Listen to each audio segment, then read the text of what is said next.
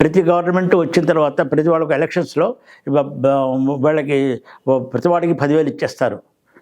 Corrupting the people because our country is a poor country as on it. We have lifted about poverty line నుంచి 25 crore people have come out అన్నది అంతా bullshit. Road మీద పడుకునే ఉంటారు, వీళ్ళు ఇల్లు ఇస్తున్నారు. రోడ్డు మీద అడ్డంగా పడుకున్నవాడు ఇల్లురే ఇయ్యరు.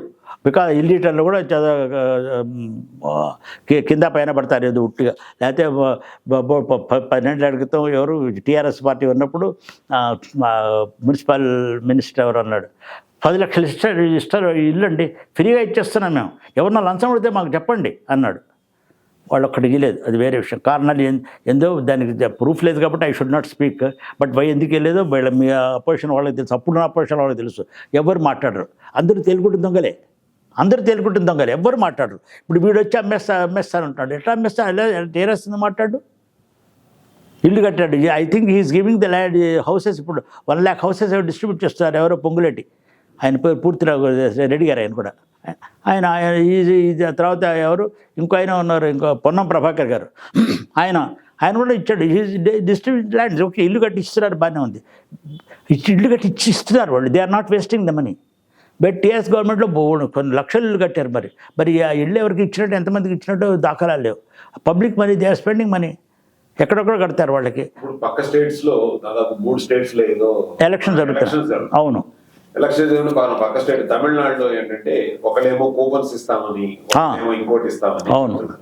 అంటే ఇది ఒక స్కూల్లో చదివే విద్యార్థికి కానీ, లేకపోతే అప్కమింగ్ పాలిటిక్స్ లోకి వద్దా ఉన్నటువంటి మనుషులకు కానీ ఇది ఏ విధమైనటువంటి ఇండికేషన్ ఇస్తుంది? It's a corrupt.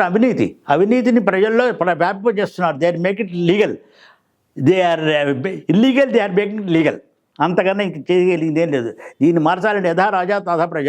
రాజుగారు ఇల్లీగల్ అయితే ప్రపంచంలో ఇల్లీగల్గానే ఉంటారు. ఆయన అవినీతి పరుడు అయితే వీళ్ళు కూడా అవినీతి పరులు అవుతారు. ఇప్పుడు గవర్నమెంట్లో మీ గవర్నమెంట్ ఆఫీస్కి వెళ్తే ఇలా చేయి తడపకుండా పని జరగదు. కారణం బికాజ్ దిస్ మనీ, నేను ఆల్రెడీ చెప్పాను, this money goes to political లీడర్స్కి, పై వాళ్ళకి అందరికీ వెళ్తుంది. Everybody is equally important, everybody. So nobody will point out because everybody is in that field.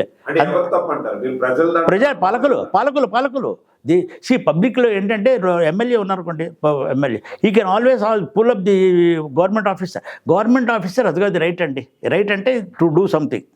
దాంతో he takes my bribe and he does the job. అది తప్పట్టుకున్నాడు MLA, తప్పట్టుకోవాలి. MLA కూడా కరెక్ట్ అయ్యే పక్షంలో ఇంకెవరు పట్టుకుంటారు వాళ్ళని? ఇవాళ మొత్తం గవర్నమెంట్ కరప్ట్ అవుతుందని చెప్పి లాస్ట్ 15-20 years బట్టి 20-25 years ప్రెసిడెంట్ ఆఫ్ ఇండియా దగ్గర నుంచి అందరూ చెప్పేవాళ్ళు. ప్రెసిడెంట్ ఆఫ్ ఇండియా కూడా ఉంటాడు, దేశం అంతా కరప్ట్ అయిపోయిందండి. అరే మరి మీరేం చేస్తున్నారండి?